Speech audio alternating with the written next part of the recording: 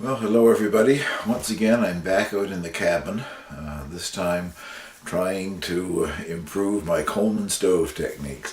One of my subscribers suggested using a small pizza stone in the stove on the rack to absorb some of the bottom heat because of the problem that I was having with burning the bottom of muffins and that sort of thing. Well, I had a small pizza stone, can't find it, so I have purchased another one, a rectangular one. I think it's about 8 by 11 inches, something like that, and also a small peel to put things like pizza and bread in and out of the oven with.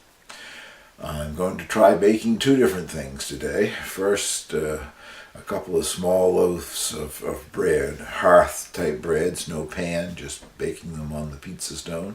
And then following that, I'm going to go once again and try the dreadful muffin process and hopefully get muffins that aren't burnt on the bottom. Anyway, I'm thinking this is going to work. Time will tell. And one of those mail things happening here, if all else fails, read the instructions.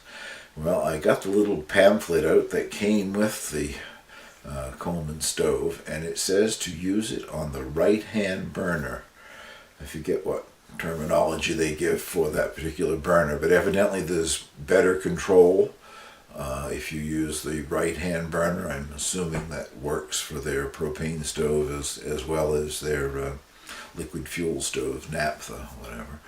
So that's what I'm doing today. I have moved the oven over to the right-hand burner. And we'll see what happens from here on in. Give you a look at it now with the new pizza stone and that sort of thing. The bread's still rising, but shortly we'll have the stove heated up and the bread in the oven, hopefully. I haven't lit the gas yet because it does heat up quite quickly, and the bread, as I say, is still up at the house rising. Too chilly out here to raise bread, and I'm not starting the wood stove today. Oh, I guess that's right. I can't take that out and show it to you because I have to lower the shelf to get it in and out. But anyway, that is the pizza stone in there. I think it's roughly 8 inches wide and 11 inches long. It fits quite nicely on that shelf. There's a bit of space at the back, but I think it will hold the small loaves that I'm talking about this morning. And I know I've already had the muffin tin in there, and that fits on it quite nicely, like so. We hope that solves the problem.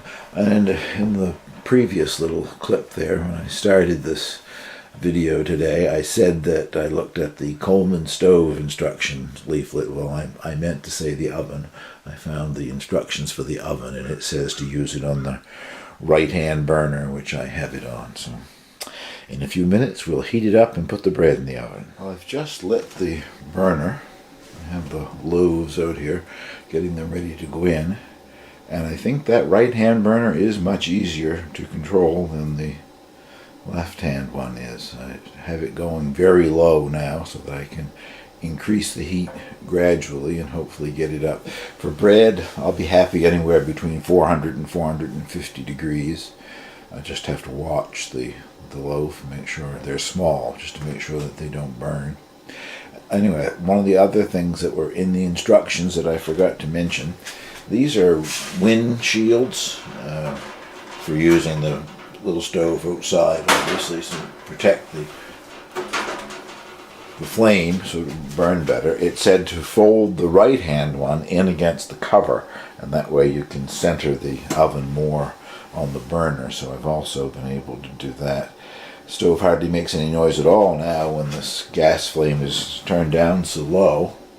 I have yeah, it isn't really starting to even warm up yet. It's not the first movement of the little thermometer there, if you can see it, would be when it goes above 100 degrees Celsius. So it's still somewhere down below 100 degrees. Give you a little look at it. Might be just starting up there, I guess, now. Anyway, I will leave this alone and let it warm up and see if I can regulate the heat in there. Well, the oven temperature is up to about 425, so I'm going to try the first loaf, I guess. I have them on parchment paper, which I have trimmed so there isn't too much of it out around the edge because I don't want to have a flash fire in the oven. There isn't any direct flame in there, it's down below the oven. I expect the paper to turn crinkly brown. It does in my oven at the house, but I like to use it better than using, I guess they usually suggest cornmeal or something, which makes a smoky mess as far as I'm concerned. Anyway, this particular little instrument here is a French thing called a lame, L-A-M-E. No accent on the last E, so I'm guessing lame is the pronunciation. Used by French bakers. It's a razor blade that's already in a plastic handle type thing. And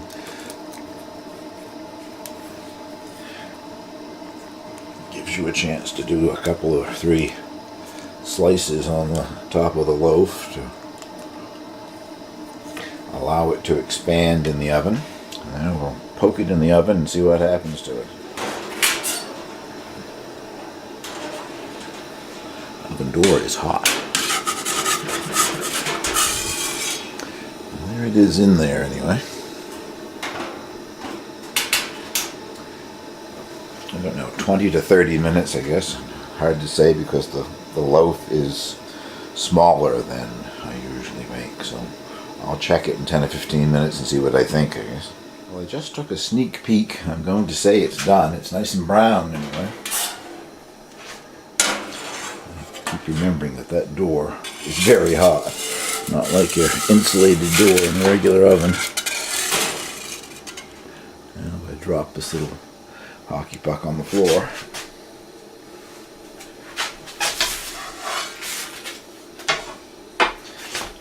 Now to bake number 2. Second loaf's in the oven, but I thought I'd give you a little look at this. It's interesting. I'm glad now that I insulated the cabin. It's 6 degrees outside, a beautiful sunny day after heavy rain, and I don't know, 90% of our snow is gone. Out here where the cabin is the most snow that's on my property. There's probably still a foot in most places out here, but up around the house and around the roadsides on the island and fields and things, everything's quite bare.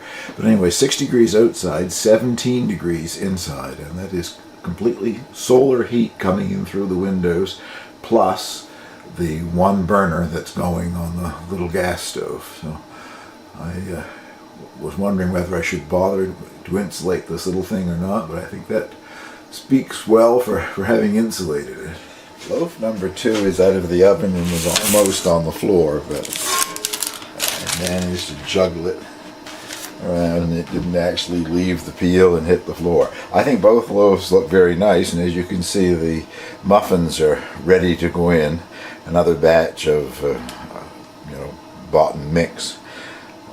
Dr. Oetker is the brand name, and it makes 6 muffins, is why I like using it, because the only thing that'll fit in this oven is a 6 muffin tin. So as soon as the oven is back up to strength here, back up to temperature, I will put the muffins in and we'll see whether or not they burn on the bottom.